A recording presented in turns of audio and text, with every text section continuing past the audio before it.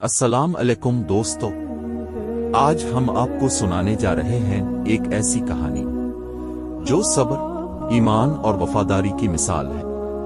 یہ ہے حضرت یوسف علیہ السلام کی کہانی، جنہیں اللہ نے حسن و جمال، عقل و دانائی اور نبوت عطا فرمائی۔ بچپن میں ہی اپنے خواب دیکھا کہ 11 ستارے، سورج اور چاند آپ کو سجدہ کر رہے ہیں۔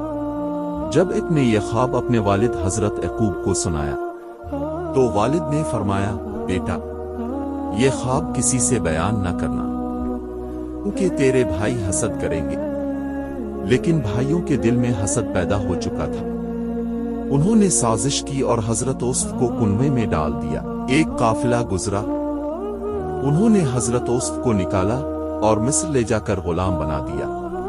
یوسف کو مصر کے ایک عزیز نے خرید لیا اور اپنی بیوی کو کہا، اسے عزت سے رکھنا، شاید ہمیں نفع دے، ہم اسے بیٹا بنا لے۔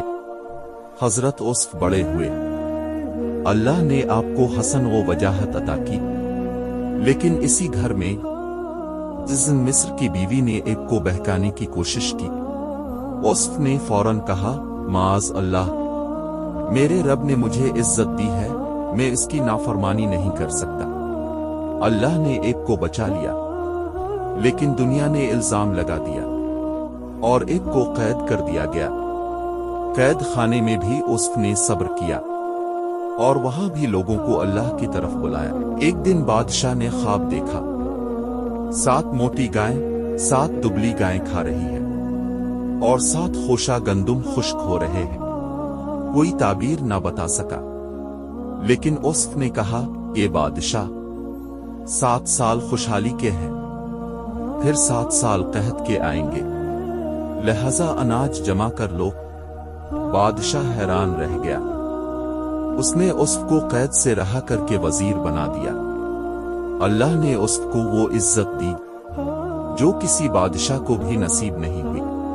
اور پھر وہ وقت آیا جب انہی بھائیوں نے جنہوں نے ظلم کیا تھا یوسف کے سامنے آ کر ہاتھ جوڑے۔ یوسف نے فرمایا، آج تم پر کوئی الزام نہیں، اللہ تمہیں معاف کرے، وہ سب سے بڑا رحم کرنے والا ہے۔ دوستو، یہ ہے صبر کی کہانی، یہ ہے وفاداری کی مثال۔ اللہ چاہے تو غلام کو بادشاہ بنا دیتا ہے، بس صبر اور ایمان کے ساتھ اس پر یقین رکھو۔ سبق مورل: صبر کرنے والا کبھی محروم نہیں رہتا۔ اللہ دیر ضرور کرتا ہے، مگر اندھیر نہیں کرتا۔